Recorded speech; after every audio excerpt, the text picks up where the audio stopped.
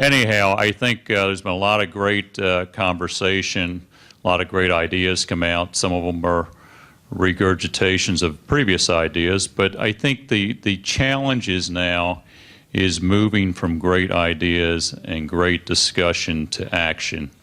Because I think in the past we've seen a lot of talk about a lot of areas. I think Steve Posnack put a good thing together when he was talking this morning. He said we've actually moved on to different types of problems. So there's still the interoperability problem. It's like, you know, we talk about moving from third world problems to first world problems. We've actually now moving towards things that a few years ago we couldn't do because we didn't have EHRs in place. We didn't have a lot of the initial standards in place. So we're now moving on to phase 2, which I think the IAC and all of you, you're all welcome to join us in this journey, because it's one that's, as we all know from work in this area, it's not a journey that's a sprint. It's a journey that's a marathon, and we've run a long way so far, and it's good to bring new people on with new ideas to help move the next ways down the road. So I am now going to turn to our friends to some of the results. So as you can see from this chart here, data was a big area, not surprising. Systems, requirements, exchange, providers, information, interoperability. So I think it's a lot of the same things we've been talking about for a long time, but I think some of the points that came out this morning, at least in the areas I was sitting in, is, you know, how do we move beyond just standards? How do we tie in standards with actual, I think, Arjun, you talked about the whole issue about, you know, making sure something works and then build the standards around it, as opposed to sometimes creating the standards and then trying to force feed something into it. I think that was one good session that came out. There was some talk about privacy and security. Mark Brown and Barbara and others talked about some of the changes that have been occurring because of the whole issues around genomics, some of the changes around the more data availability, the more changes that have occurred because data now is being exchanged in very different ways. One of the things I don't see up here that was actually talked about quite a bit is how do you incentivize the whole issue around, Karen talked about that in the beginning, about what are some of the different levers as you move beyond meaningful use, you move beyond the Affordable Care Act, you move to different types of payment arrangements. We talked about the whole issue about value-based payments and moving to different models. And when you do that, how do you incentivize to get a lot of this to happen?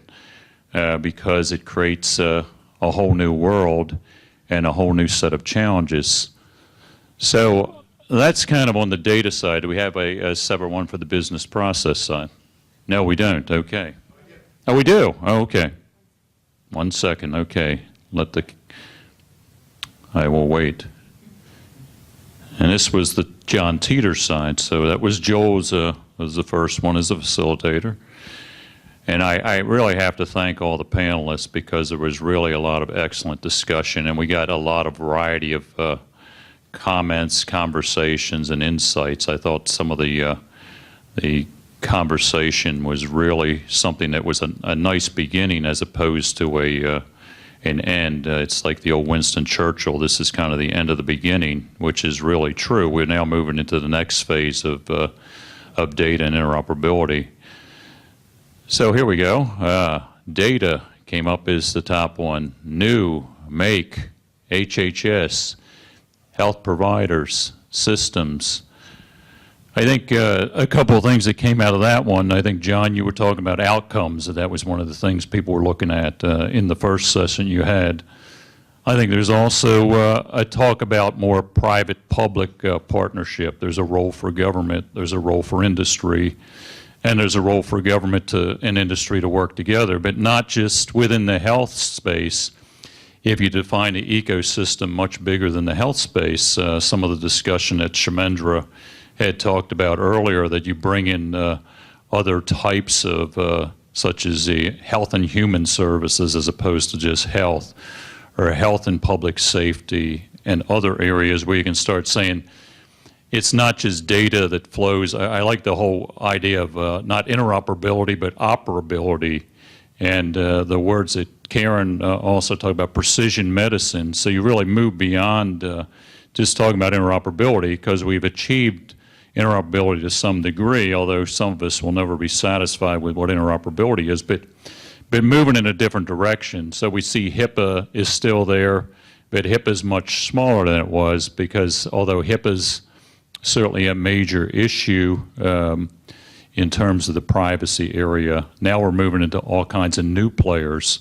So there's a need for kind of a post-HIPAA era where we move into more types of different policy judgments with security and with privacy.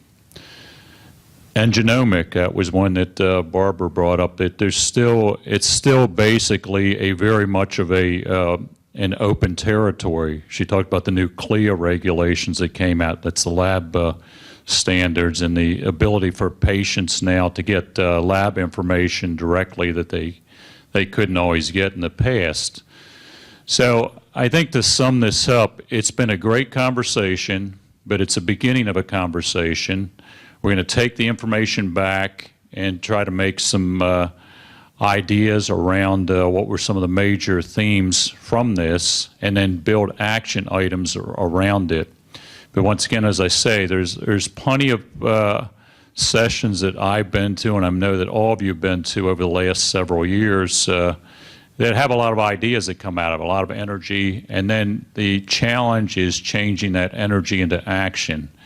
So I know people like Terry, like Joel and John, myself, others of you here are going to work with us to make that happen. So I invite anyone who's interested. I think you know John and Joel's email addresses, mine as well. We can certainly get them out to you. We'll try to get information out. Joel, how soon do you think we can get next steps out to people? Okay. Within a couple of weeks, we will get information out to you, what the next steps will be and what the action items. Thank you all for spending a morning with us, and we look forward to continuing to talk with you. Thank you.